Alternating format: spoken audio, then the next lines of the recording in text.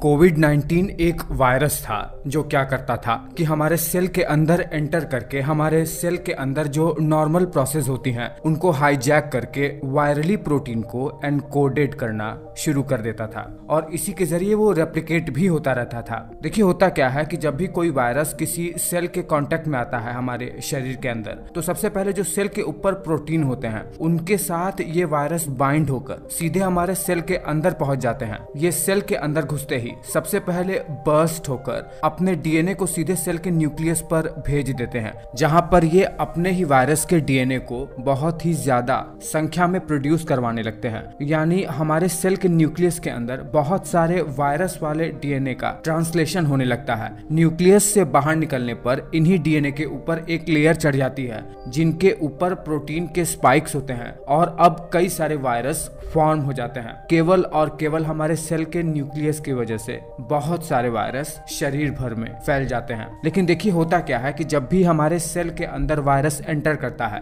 तो हमारा जो सेल है ना, वो भी एक प्रकार के साइटोकाइंस को रिलीज करने लगता है। मतलब हमारे सेल के अंदर से ही एक ऐसा प्रोटीन निकलने लगता है जो बगल वाले सेल को ये सिग्नल देने लगता है कि इस सेल के अंदर अब एक वायरस घुस चुका है जो अंदर सेल के प्रोसेस को हाईजैक करके सेल को डैमेज पहुंचा रहा है। ये जो साइटोकाइंस नाम का प्रोटीन निकल रहा है सेल के अंदर से सिग्नल देने के लिए दूसरे सेल को, इसे इंटरफेरॉन कहते हैं। याद रखिएगा, वायरस इन्फेक्शन में इंटरफेरॉन शब्द बहुत ज्यादा इंपॉर्टेंट है। ये इंटरफेरॉन दूसरे सेल को सिग्नल देता है कि अपने अंदर आने वाले वायरस के न्यूक्लिक मटेरियल को ट्रांसलेट होने ना दे, और साथ ही साथ ये सेल की ग्रोथ को कम भी कर देता है और व्हाइट ब्लड सेल्स को दूसरे तरीके से सिग्नल देने लगता है, जिससे और भी ज्यादा इन्फेक्शन के चांसेस बढ़ जाते हैं। इसीलिए इंटरफेरॉन हमारे हेल्थ के लिए इन्फेक्शन के समय काफी खतरनाक भी होता है। अब देखिए होता क्या है कि इसी इंटरफेरॉन को ट्रैक करते करते वायरस वाले साइट पर डेंड्रिटिक सेल और मैक्रोफेज भी आ जाते हैं जो इन्हें किल करना तो शुरू ही कर देते हैं, पर इन्हें मारना इतना आसान नहीं होता है। इसीलिए तो इस वायरस के कुछ पार्ट को लेकर ये डेंड्रिटिक सेल और मैक्रोफेज लिम्फ नोड में चले जाते हैं, जहां पर इसे डिटेक्ट करके टी सेल एक्टिवेट हो जाता है और टी सेल के एक्टिवेट होने की वजह से बी सेल भी एक्टिवेट हो जाता है और इस तरीके से अडेप्टिव इम्यून सिस्टम